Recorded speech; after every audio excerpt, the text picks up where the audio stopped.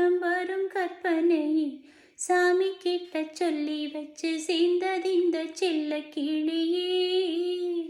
இந்த பூமியுள்ள காலம் மட்டும் வாழும் இந்த அன்பு கதையே.